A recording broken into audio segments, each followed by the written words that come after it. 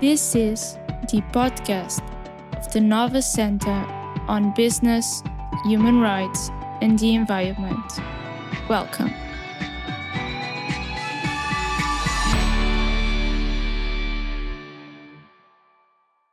Welcome to the NOVA Center on Business, Human Rights and the Environment podcast. My name is Luís Prata, Castro, and I will be the research associate responsible for today's podcast. Our topic is the most anticipated omnibus package proposed by the EU Commission on 26 February 2025. I will now pass the floor to Professor Claire Bright, the director of the NOVA Center on Business, Human Rights and the Environment. Welcome. Thank you so much, Luís, and thank you very much, Heidi and Richard, for joining me in today's podcast. So as Luís mentioned, I'm Claire Bright. I'm the founder and director of the NOVA Center on Business, Human Rights and the Environment. And today I will be the podcast host for this episode, which focuses on the European Commission's Omnibus Proposal. I'm really delighted to be in such a good company with Heidi Hautala, former Vice President of the European Parliament, who played an absolutely crucial role in the adoption of the Corporate Sustainability Due Diligence Directive, or CSDDD, as we will refer to it throughout the process. And also Richard Gardiner, who is a strategic policy, public policy lead at the World Benchmarking Alliance, and has also been very closely involved in the discussions. Heidi, Richard, welcome, and thank you. Thank you. So the Omnibus proposal was released on the 26th of February this year. It followed from the competitiveness compass in which the European Commission had set out its vision to make the EU's economy more competitive, building on the recommendations of the Draghi report. The first so-called omnibus packages bring together proposals in a number of legislative fields, such as the sustainable finance reporting, sustainability due diligence, taxonomy, carbon border adjustment mechanism, and European investment programs. But in this podcast, we will focus on the proposed changes to the CSDDD, which was adopted last year on the 13th of June 2024 and entered into force on the 25th of July 2024. So the CSDDD requires in-scope companies to put in place and implement human rights and environmental due diligence processes. It is important to recall here that the concept of human rights due diligence was originally set out in the UN Guiding Principles on Business and Human Rights, which is the global norm of reference in the field. The UN Guiding Principles clarify that companies have a responsibility to respect human rights in their activities and throughout their value chains. This responsibility applies to all companies, regardless of their size, and goes beyond complying with national laws, since companies are expected to follow internationally recognized human rights. The concept of human rights due diligence is key because it constitutes the means through which companies can fulfill their responsibility to respect human rights in practice.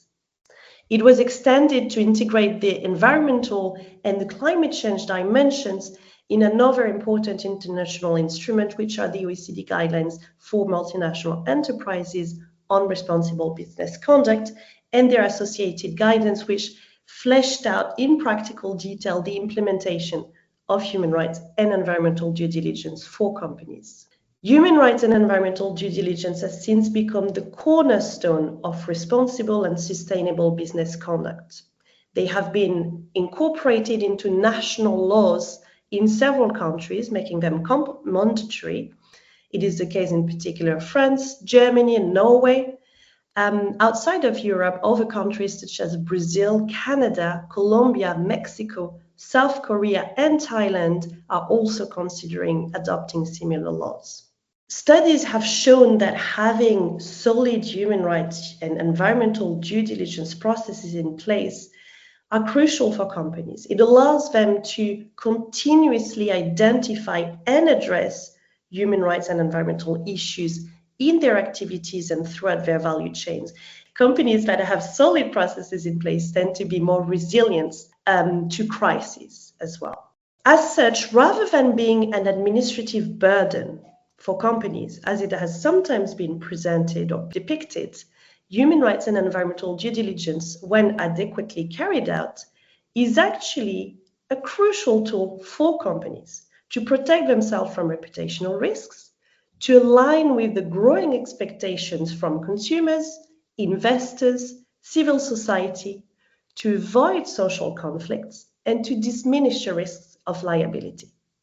In fact, in our study for the European Commission on due diligence requirements through the supply chain, which informed the CSDDD, nearly 70% of the companies surveyed anticipated that mandatory human rights and environmental due diligence legislation at the EU level would be beneficial for business, insofar that as it would provide a more legal certainty, it would provide a harmonized single EU level standard, and it will level the playing field by holding companies to the same standards. Companies also highlighted another important benefit, which is that it would provide leverage with third parties like business partners through a non-negotiable standard. So the study really showed that there was really strong appetite for regulation on mandatory human rights and environmental due diligence at the EU level across stakeholders. And in terms of costs for companies, the economic impact assessment part of the study, which was carried out by economists, found that the cost of mandatory due diligence compared to the revenue of companies is relatively low. In fact, in what concerns the additional recurrent company level cost as percentages of companies' revenues, these costs on average amount to less than 0.14% for SMEs and 0.009% for large companies, a really, really small cost. It is also very clear from our conversations with all the stakeholders throughout that studies that it is really important for the EU law mandating human rights and environmental due diligence to be closely aligned with existing international standards that I mentioned earlier. And as such, the CSDDD, as adopted in June last year, represents a very solid text in that respect. It took 3.5 years to be adopted, a time during which all stakeholders had the opportunity to voice their opinions and to be heard. And the result is a strong compromise, which overall is closely aligned with the spirit, but also the letter of international standards. Now, the Omnibus Proposal reopened the discussion, and it has been strongly criticized for creating a climate of legal uncertainties, which is very difficult for businesses to navigate, but also for policymakers, for civil society organizations. And it has also been strongly criticized for not being based on research and having relied on very little consultation. So with that introduction, I would now like to open the floor for a discussion. And I will start with you, Heidi, and ask you if you perhaps can give us a little bit of a background on the Omnibus Proposal and tell us a little bit more where it comes from. Yeah, thanks, Claire. I believe it was very useful that you mentioned the extensive impact assessments and studies and consultations, where you also played a big role before the Commission gave its proposal on the CSDDD.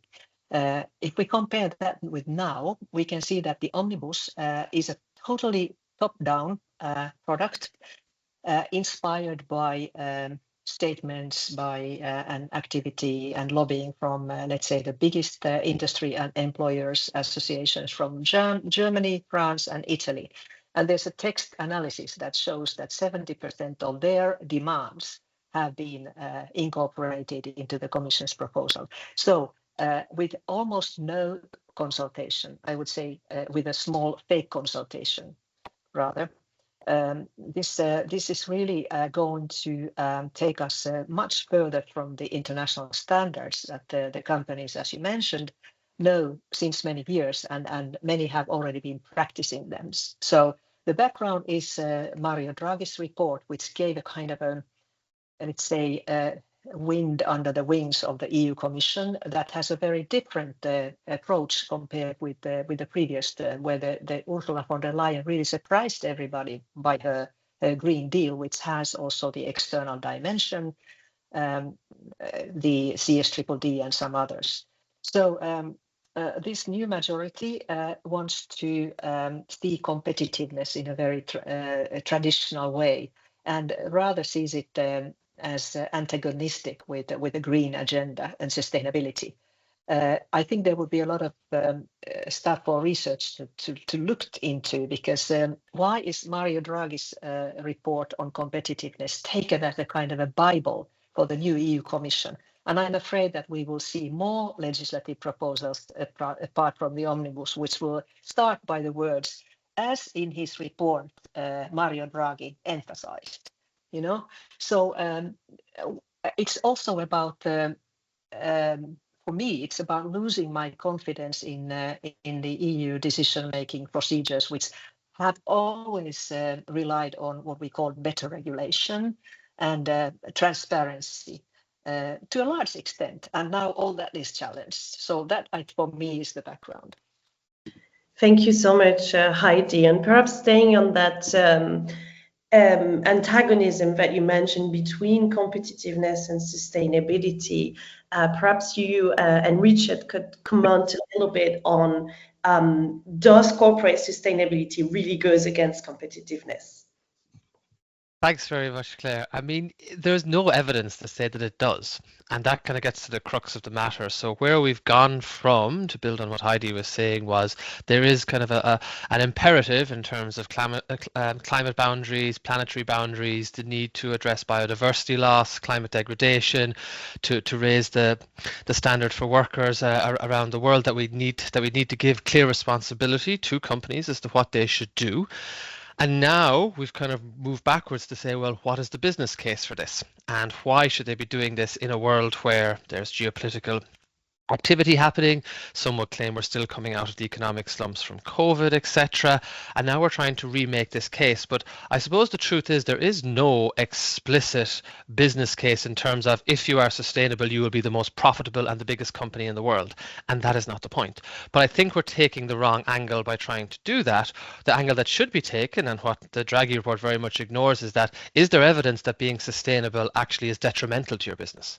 And there is nothing to show that at the moment. So if we look at some of the data produced by my organization, the World Benchmarking Alliance, some of the most profitable companies in the world are featuring at the top of our corporate human rights benchmark, at our nature benchmark, in our social benchmark. These are companies that are growing year on year in terms of turnover, employee numbers, they're present on the stock market. So the business case to continue to grow is there. There is definitely no argument to be made that if you are sustainable, you are not growing as a business. And in terms of the evidence presented that such legislation like CSDD would implement that, given that it is based on international standards that are year on year being more and more adopted, just not at the pace we want, there's no evidence that is leading to companies actually, folding, having to, fire staff, having to sell off assets, etc. There's nothing along those lines. So from our point of view, we're not so much looking to make this silver bullet business case, but actually to really think about, are you still able to grow and expand as a company by adhering to these standards? And the simple answer so far is yes, because there's evidence of that happening. Thank you so much, Richard, for that. And I'd like to come back on something Heidi said about losing confidence in EU decision-making. And Heidi, in your experience with EU lawmaking, is it something usual to reopen a law that has just been adopted? I mean, the CSDDD was adopted, as I mentioned, last year. It hasn't even been transposed yet by member states. So it's very surprising to me that it would be reopened so quickly. And I wondered if you had experience in that, and what risk do you see in this approach? Yeah, I like to mention two cases from the past. One is that on the way towards the European elections of last year, the first indication that some political agreements, texts that were supposed to become law, would be reopened, and it's still actually going on, is this question of prohibition of sales of new ignition engine cars. And I think it was Germany who started to express pain and trouble. And my personal view is that Germany is in trouble because their automotive industries did not understand the sort of stream towards electrification enough. Of course, there are other reasons, but for the automotive industry. So, and another thing is that last year we saw that when the farmers marched into the capitals, including Brussels, where, I mean, a lot of really unpleasant things happened, like spreading manure in supermarkets, which is, I thought it's a legend, but it really did happen. So the Commission's president took it very personally and wanted to help the farmers, and she opened a kind of a fast track to eradicate a few key environmental regulations that farmers enjoying EU CAP subsidies would have to follow. And now, of course, the Commission, with the Omnibus, they are dreaming about this kind of fast track procedure, like to do it super quickly, which also means that it's going to be very undemocratic if that holds, if the European Parliament will agree that it all has to be done almost overnight in a few months. Thank you so much for that, Heidi. Maybe going back to Richard, so the main goal of the Omnibus proposal as presented by the European Commission is to achieve simplification. Do you see that this goal has been achieved with the proposal that was released on the 26th of February? No, and just to build on what Heidi said there, my initial experience working in Brussels was actually working on legislation starting in 2010 with the fallout of the financial crisis, where the then Commissioner of the Internal Market, Michel Barnier, released, I think, 48 pieces of legislation. But the thing to note is that was all urgently needed legislation to deal with a financial crisis, deal with a banking crisis. But if I remember correctly, each of those pieces had due process.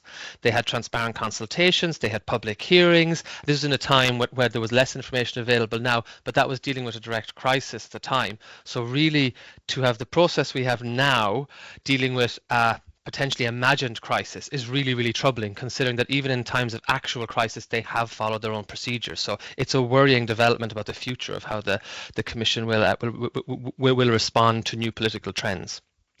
On whether it's delivered on simplification, again, there is no evidence of that because, well, one, they have not defined what simplification is and what they're looking for. If you look at the due diligence legislation, you've got other legislation achieving something similar in other areas, such as conflict minerals regulation, batteries regulation, you've got the EU deforestation regulation, etc. If they were trying to look at how companies are trying to do the right thing, but in the most efficient way, maybe an overarching review or report on all of those and to see exactly was there ways for synergies, use of multi-stakeholder initiatives, etc., might have been the way forward.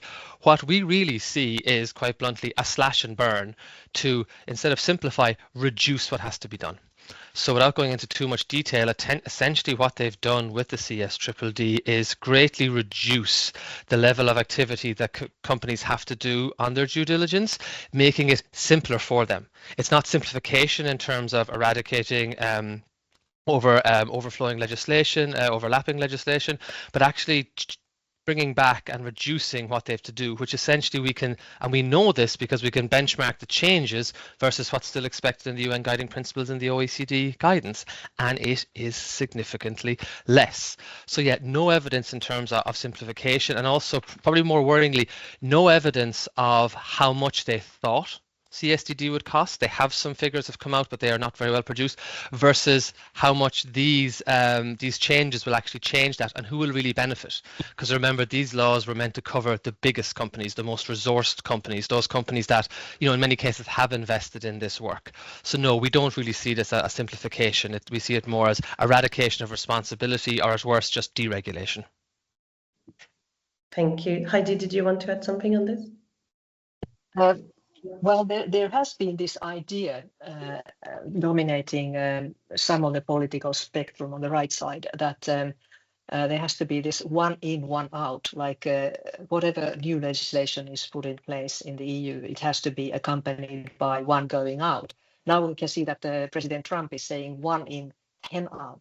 So we see a little bit the direction, and it's very mechanical. It does not reflect realities. And I found a great quote from David Graeber in his book on Utopia of Rules, where he says that any market reform, any government initiative intended to reduce red tape will have the ultimate effect of increasing the total number of regulations and paperwork, etc. So I believe that this is political posturing that we are seeing now.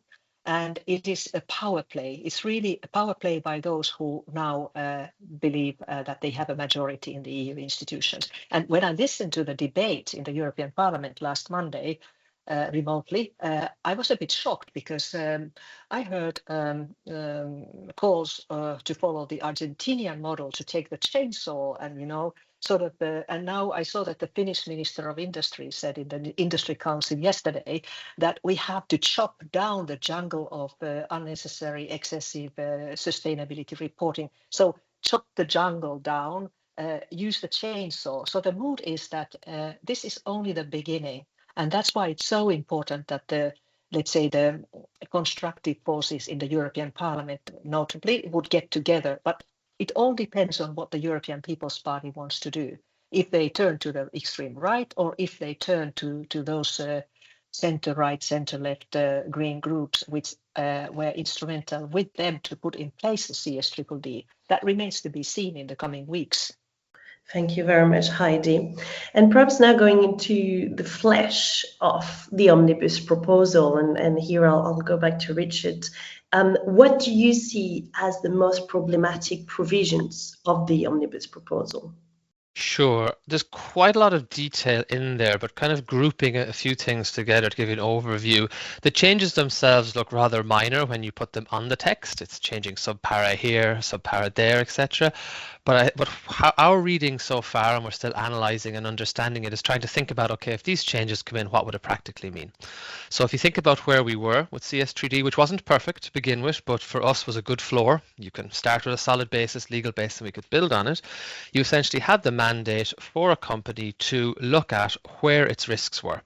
And then when it saw its most significant or its salient risks, then the mandate to basically prioritize those and goes down those supply chains. So it was essentially, as best as it could, adopting a risk-based approach in line with international standards. This is something we all know. That to us was good because companies have several risks, a huge amount, but they shouldn't be addressing all equally. They should be really targeting those, justifying it, being transparent about it, etc., engaging with stakeholders and working it that way. So we were meant to essentially to work for each sector, each supply chain, each commodity in the way it should. The approach they've taken with the Omnibus, though, has unfortunately essentially tried to remove that, or is removing it, as our reading, when we think about the practical implementation, by saying, instead of looking at your most salient risks, instead of really engaging in those, actually, you just need to do a single basis of due diligence with all of your direct suppliers.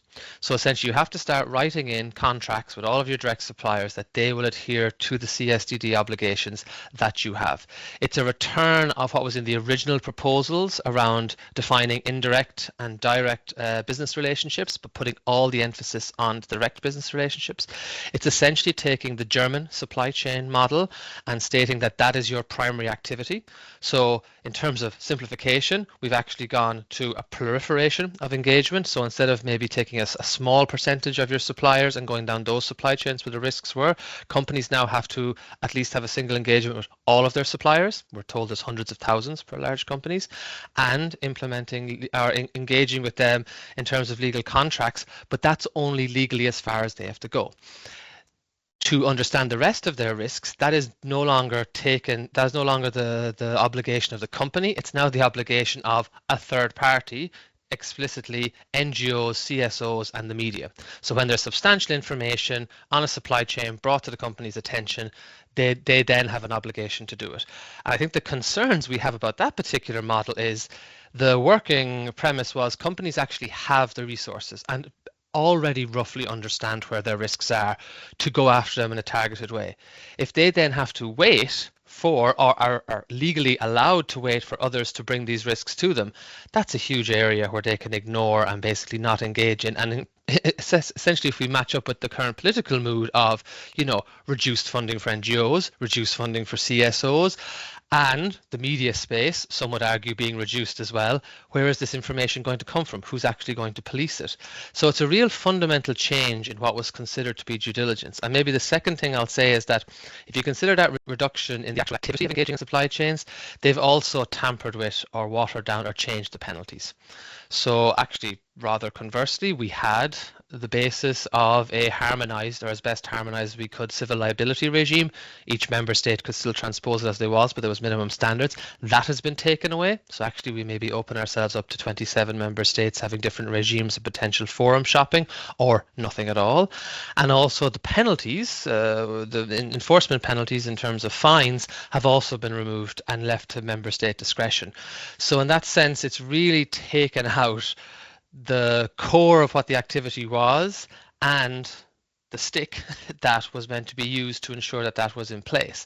And that's really, really concerning. And I think maybe the final thing I'll say is there is provisions in there as well to make some of these legally capped. So maximum harmonization is what they're calling it around some of the due diligence. It doesn't prohibit member states from bringing out complementary legislation or focusing on specific commodities, but it does potentially, if it passes, it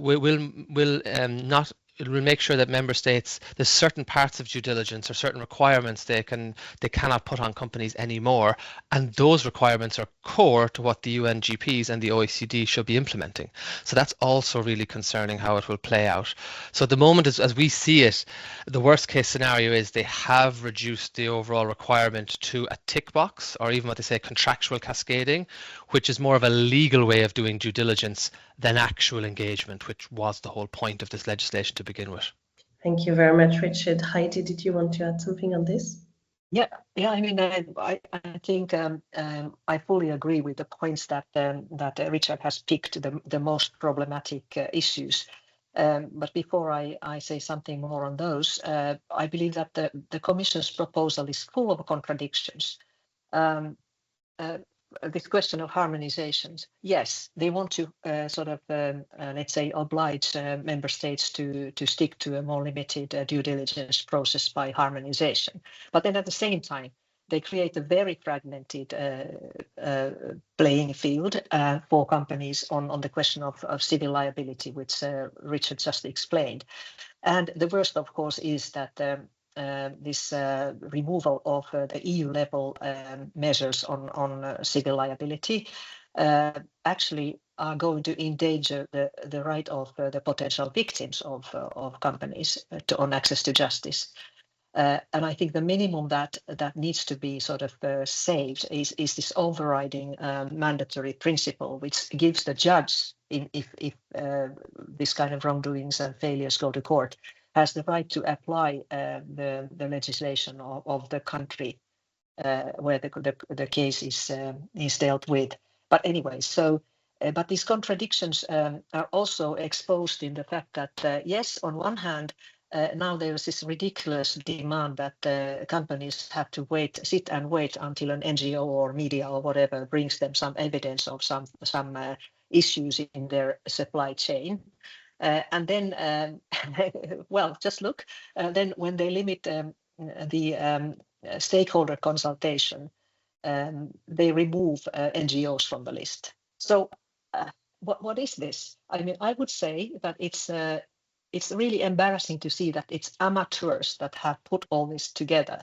And I feel deep compassion for those European Commission officials who now have to go to different meetings to explain what is going to happen. And because the truth is that they were not asked, it's totally top down from Ursula von der Leyen and whom she wanted to consult.